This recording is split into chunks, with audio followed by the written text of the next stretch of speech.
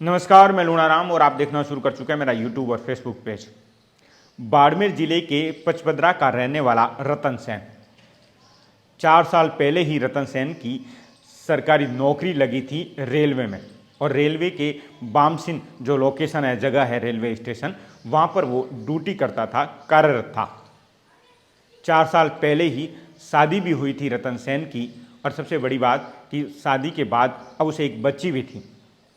वो नौकरी कर रहा था रेलवे में, लेकिन उसका जो सपना था आरएस बनने का, वो लगातार अपने सपने को पूरा करने के लिए लगातार मेहनत कर रहा था, लगातार पढ़ाई कर रहा था और उसे आरएस बनना था।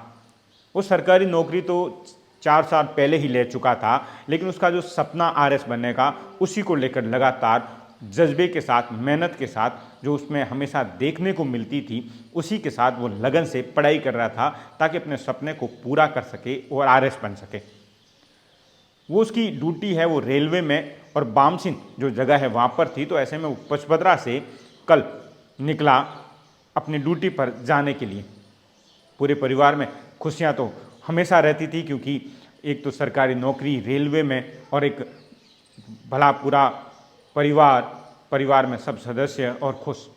और जो जिस तरीके से रतन सेन है वो अपनी ड्यूटी पर जाने के लिए घर से निकला और घर से निकलने के बाद वो पहुंचता है बालोतरा रेलवे स्टेशन, जहां से उसे ट्रेन पकड़कर अपनी ड्यूटी के लिए बामसिन जाना था।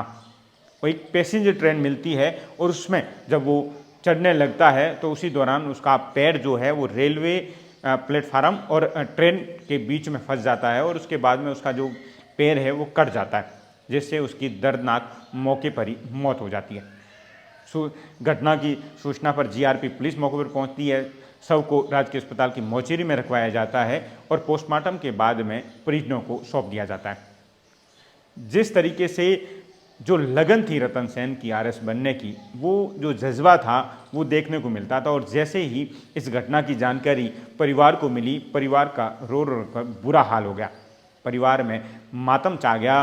और जिस तरीके से, क्योंकि एक बच्ची भी है रतन सेन के, और परिवार को मिलके वो ड्यूटी पर निकला था, परिवार खुश था, लेकिन जैसे ही ये घटना की खबर मिली, पूरे परिवार में मातम छा गया।